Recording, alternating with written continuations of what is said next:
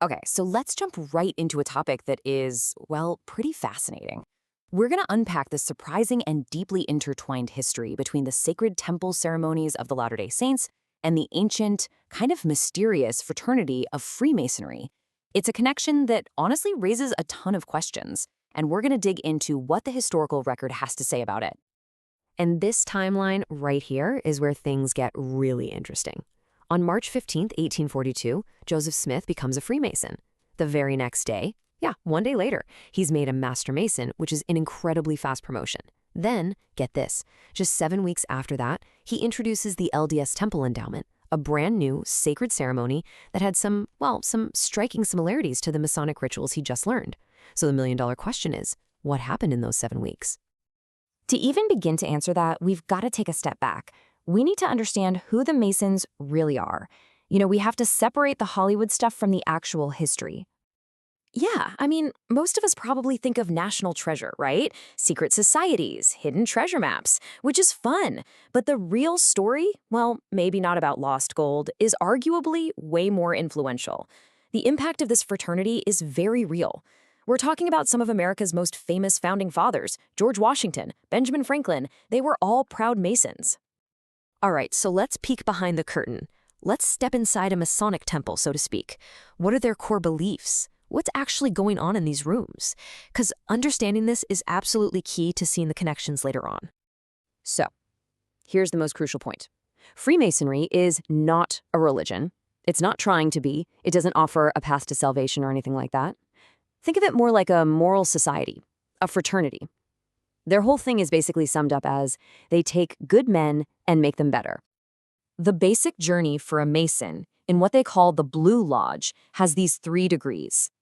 Each step uses symbols and stories to teach moral lessons, taking a man on a journey from a symbolic youth to wisdom. And, just to hammer this home, Joseph Smith went through all 3 of these in just 2 days. So, to sum it all up, you gotta believe in a supreme being, but they're not picky about which one. It's all about morality, charity, being a good person. They use symbols from old stonemason guilds like the square and compasses.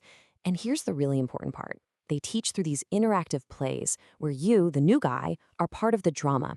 It's something you're meant to experience, not just read about, which is why they're so big on secrecy. As Joseph Smith himself put it, the secret of Masonry is to keep a secret. Okay, so now that we have a little background on Masonry, let's get to the main event. Let's put these 2 ceremonies side by side and see just how similar they really were. Wow. Okay, right off the bat, the language is, well, it's pretty undeniable. Originally, both ceremonies had these symbolic and pretty gruesome penalties for telling their secrets. The Masons mentioned having one's throat cut across, while the early endowment oath had the phrase, throats be cut from ear to ear. You just can't ignore how similar that is. It is important to note, though, that these phrases and the gestures that went with them were removed from the LDS endowment back in 1990. And the similarities didn't stop with words. They also extended to secret handshakes, which are called grips or tokens. You can just see the structural parallels right here. The Masonic grip of the entered apprentice and the endowment's first token of the Aaronic priesthood. They're almost identical, and it just keeps going with the higher level grips and tokens, one of which is even called the sure sign of the nail. And the list of parallels just keeps going. In both ceremonies, you get a new secret name. Yep, both involve wearing a special apron, though the symbolism is different. Both are built around a central dramatic play. But maybe the most jaw-dropping similarity is the ritual question and answer format. It's structurally identical, and it even uses the exact same key phrases. So at this point, I think we can all agree the overlap is it's undeniable. So the huge question is why? How do you explain it? Well, scholars and believers have basically landed on 3 main interpretations over the years. And these 3 ideas really get to the heart of the whole debate.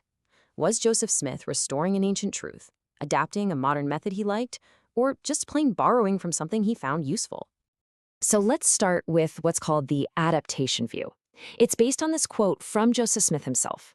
The idea here is that Smith saw the Masonic rituals and thought, wow, this is a really effective way to teach people, using drama and symbols and interaction. So he adapted that framework, that vessel, and used it to deliver what he taught were sacred, restored truths from God. Then there's the restoration view. This one suggests that Masonry itself is just a corrupted, fragmented version of a much older, purer temple ceremony, maybe from the time of King Solomon. So in this view, Joseph Smith wasn't borrowing from the Masons at all. He was restoring the original, complete ceremony. The reason they look so similar is that the Masons only had broken pieces of the original truth. And the third perspective is the critical view. This one is much more straightforward. It argues that Joseph Smith just borrowed or even plagiarized the Masonic rituals. Proponents of this view often point out that the Masonic framework, especially with its intense oaths of secrecy, would have been extremely useful at a time when he was introducing controversial practices like polygamy that had to be kept under wraps. But the story doesn't just stop in 1842. The relationship between these two groups and the ceremonies themselves have continued to change and evolve for nearly 2 centuries. And things have definitely changed.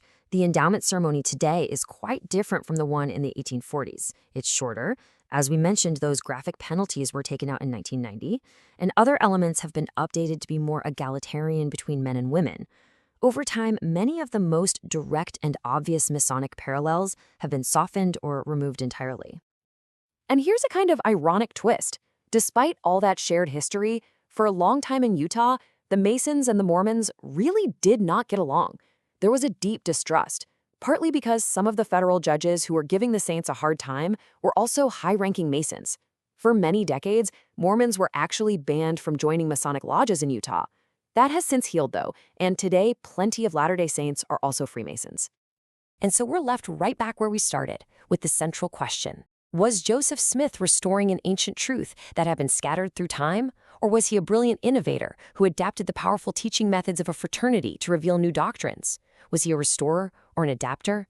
The evidence is complex, leaving us all to ponder this deep, and you have to admit, undeniable connection between these two worlds.